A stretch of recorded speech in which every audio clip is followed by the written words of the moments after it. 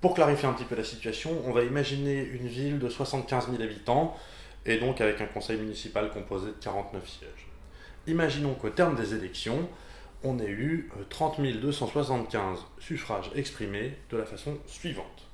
La liste A qui a 15 167 voix, la liste B qui a 1453 voix, la liste C qui a 1348 voix, la liste D qui a 7825 voix et la liste E qui a 4482 voix.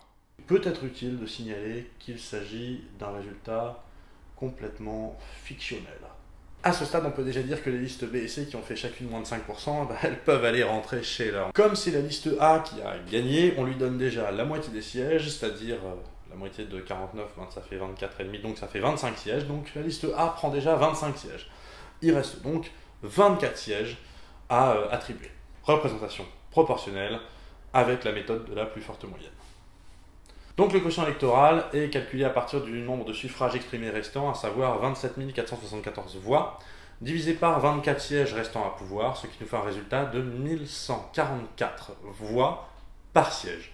Ce qui nous fait pour la liste A 15 167 voix divisé par 1144 voix par siège, ça lui fait tout de suite 13 sièges. La liste D, c'est 7825 voix divisé par 1144, ça fait 6 sièges. Et la liste E, c'est 4482 divisé par 1144, ça ne fait que 3 pauvres malheureux sièges. Ce qui fait un total de 22 sièges, donc il reste 2 sièges à pourvoir. Et donc là, méthode de la plus forte moyenne. Je suis sûr que le soir des élections, il y a des gens que ça éclate de faire ces calculs, genre de tête, genre à la main. Je suis sûr que ça les éclate. Je suis certain. Ok, moi ça m'éclaterait. Voilà, je l'ai dit. Donc je rappelle que même s'il reste 2 sièges vacants, le calcul de la plus forte moyenne se fait siège par siège. Donc on commence. La liste A, qui va donc avoir une moyenne de 15 167, divisé par les 13 sièges qu'elle a déjà, plus ce siège vacant, donc divisé par 14, ça va nous faire un total de 1083. La liste D, quant à elle, c'est 7825, divisé par les 6 sièges qu'elle a, plus 1, donc ça fait divisé par 7, ça nous fait 1117. Et enfin, la liste E, ça nous fait 4482, divisé par ces 3 sièges qu'elle a déjà, plus 1, donc divisé par 4, ça nous fait 1120. Là, on voit l'intérêt de la forme du calcul, c'est-à-dire que la liste E a moins de voix, mais comme elle a beaucoup moins de sièges, en termes de fractions, ça va lui faire un résultat un peu plus grand, et c'est ce qui lui permet d'obtenir la plus forte moyenne. Ce qui fait que le siège est attribué à la liste E. Et maintenant, il reste un siège vacant.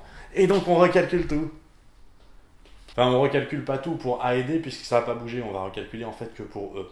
Donc A a toujours sa moyenne de 1083 et B a toujours sa moyenne de 1117. Mais E maintenant, c'est plus 4482 divisé par 3 plus 1, c'est 4482 divisé par 4 plus 1, divisé par 5. Ce qui fait un total de 896. Et maintenant, c'est donc la liste D qui a la meilleure moyenne et qui prend le dernier siège. Ce qui nous fait un résultat final de A qui a 38 sièges, D qui a 7 sièges et E qui a 4 sièges.